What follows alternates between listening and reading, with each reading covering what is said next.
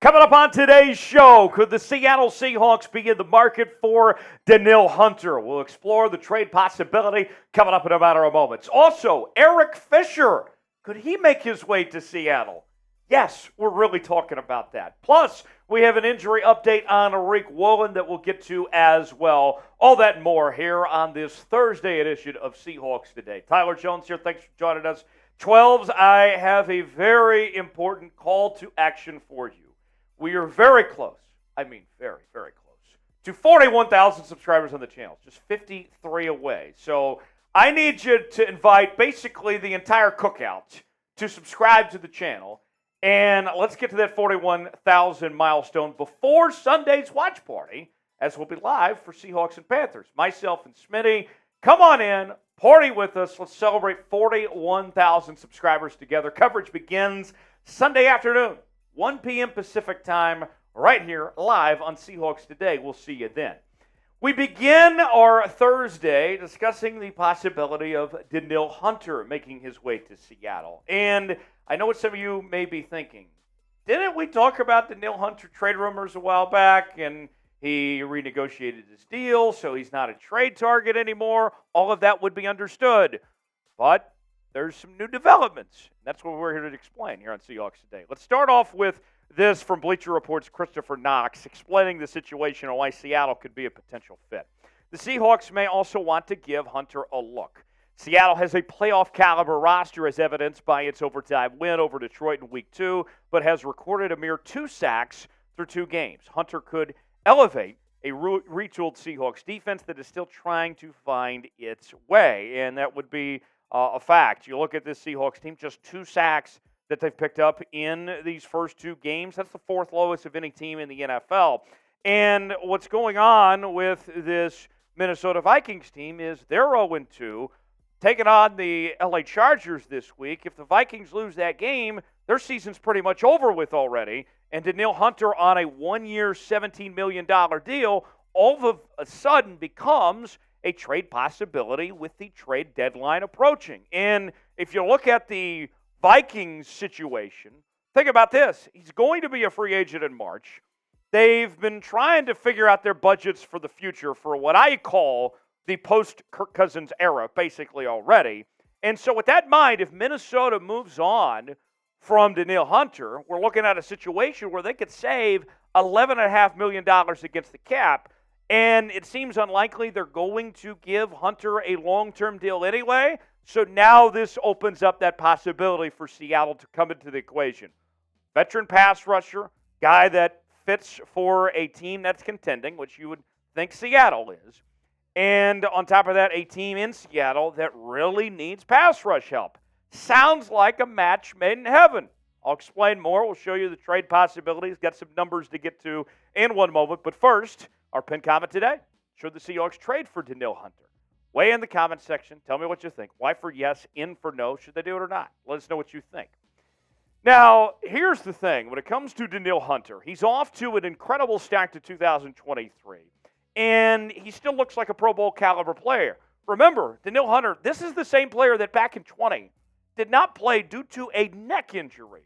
Not very many guys, other than Danielle Hunter and Peyton Manning's of the world, recover from neck injuries. And not only did he recover that, he's been playing at a great level. You go back to what he did last season in 2022, 10.5 sacks, 12 tackles for loss. So far through 2 games this year, already with 15 tackles, 5 tackles for loss, in 4 sacks. He is off to an incredible start to 2023, and you would hope that could continue in Seattle. So what does a potential trade look like for Danielle Hunter?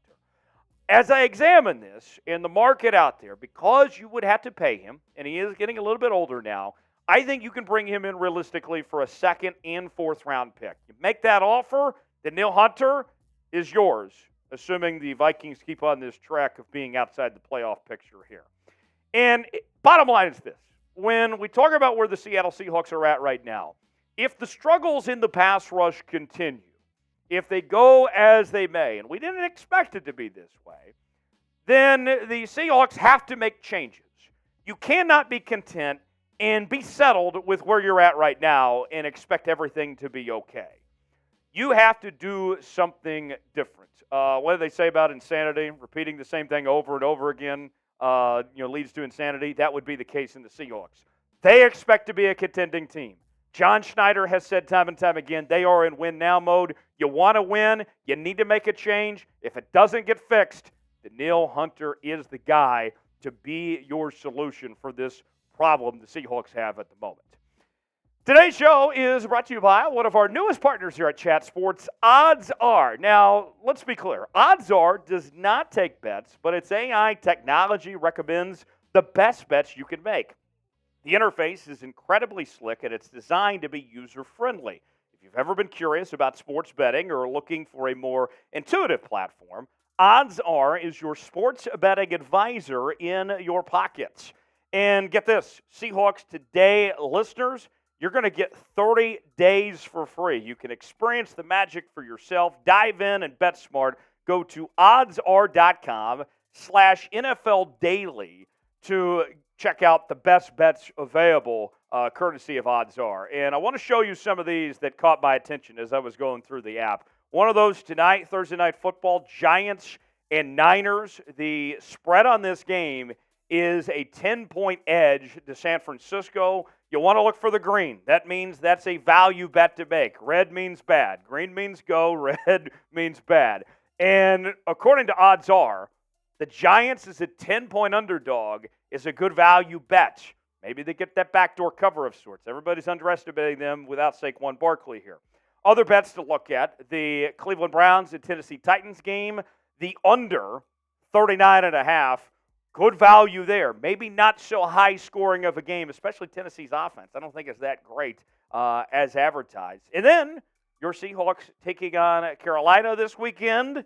The over-under at 42. Questions about if Bryce Young is going to play or not. Value on the over with that still in mind even. Green there you can see minus 110. Check out Odds Are for smart sports betting. Oddsr.com/NFL Daily to get your free 30-day trial today.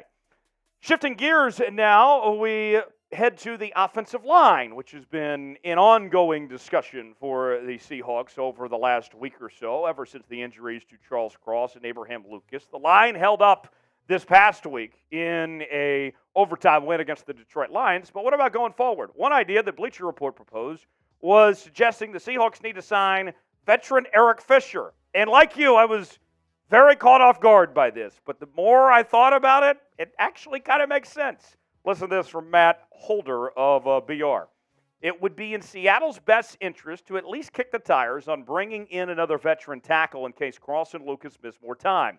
While Fisher didn't play last season, he'd bring 128 games of starting experience to the Emerald City. The Seahawks are going to have to take a gamble on another proven veteran finding the fountain of youth if Cross and or Lucas are out for an extended period of time. I think when you look at this offensive line of where Seattle stands right now, all options should be on the table until Charles Cross and Abraham Lucas are fully healthy. Because although we saw Forsythe and Curhan play very well last week, I think you're kind of just in survival mode at this point, going week to week and seeing what you can do just to make it by. And you look at the pedigree and the background of Eric Fisher, although it's been a while since he played an NFL game, you can't question the resume. Former number 1 overall pick. He spent time in Kansas City, last played in Indianapolis, went to the Dolphins, ultimately didn't step on the field, didn't get medically cleared. But this is a guy that's a 2-time Pro Bowler. He's won a Super Bowl championship in Kansas City, protecting Patrick Mahomes. Eric Fisher, to me, why not? What do you have to lose at this point? You're not going to have to pay him a whole lot either. The last time we saw him on the football field in Indianapolis, his grades, according to Pro Football Focus, were okay. They were more than manageable to get by. Run blocking grade of 73.3, something the Seahawks have kind of struggled right now when it comes to run blocking, so that would certainly help the equation. Pass block grade of 61, overall grade of 68.2 on 874 snaps. But it has been a moment since Eric Fisher played in an NFL game. Did you know the last time he stepped on a football field, you have to go back to Week 18 of 2021 with the Indianapolis Colts, the last time we saw Eric Fisher play. Seahawks offensive line, let's give a glimpse of where things stack up for Seattle at the moment. Cross and Lucas out. Lucas on the PUP list. Cross is more week to week. At this point in time, I would expect Cross to come back before Lucas does at this point. And you would think that you add Eric Fisher to the equation there, he could compete for playing time immediately with the other backups for those roles. And we saw Eric Fisher primarily as a left tackle in Kansas City there. If you thought signing a 41-year-old in Jason Peters was crazy, I don't think this is as crazy as that was. A Super Bowl champion, a Pro Bowler, and not too long ago either. I would say, why not? What do you have to lose? Give it a shot and see if Eric Fisher could be a potential find. Bring him to the practice squad first and then potentially go from there. So, let's ask you, what do the 12s think?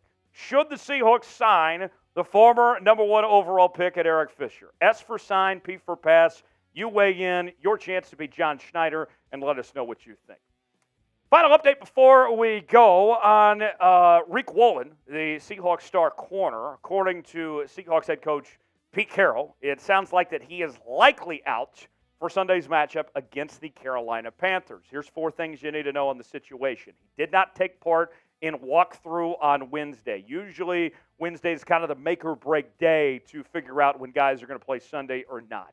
He said he's still experiencing some soreness with the chest issues that he was dealt with from that Detroit Lions game last Sunday. And the way Pete Carroll described it was it's going to require a big recovery for him to get back on the field Sunday, that it's a long ways from happening. It's not impossible, but it's a long road ahead to get to that point. But the positive spin on all this, it's not serious enough to put Riq Woolen on IR right now. So that is good news for Seattle, that it seems to be a week-to-week thing, kind of like what we talked about with Charles Cross earlier.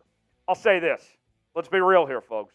Not having Riq Woolen, I mean, it is a big deal. You would love to have your top corner out there, one of the best players on this defense. But I would hope, for crying out loud, you're playing the Carolina Panthers, who might be the worst team in the league. You better beat the Panthers without Riq Woolen. You shouldn't need Riq Woolen.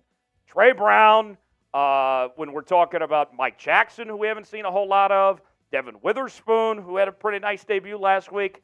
Guys, got to step up. There's no reason why they shouldn't be able to contain Carolina, especially if Carolina doesn't have Bryce Young out there and you're facing Andy Dalton. So I'm not terribly concerned at the moment, but if this lingers on, then we'll see if that changes. What's your concern level on Riq Woolen's injury? Scale it for me in the comment section 1 through 10, and let us know what you think. Appreciate you joining us here on this edition of Seahawks Today. We will be back on Sunday afternoon for Seahawks and Panthers live here on the channel. Coverage begins 1 p.m. Pacific time. We will see you then. Thanks for joining us. Have a great rest of your day.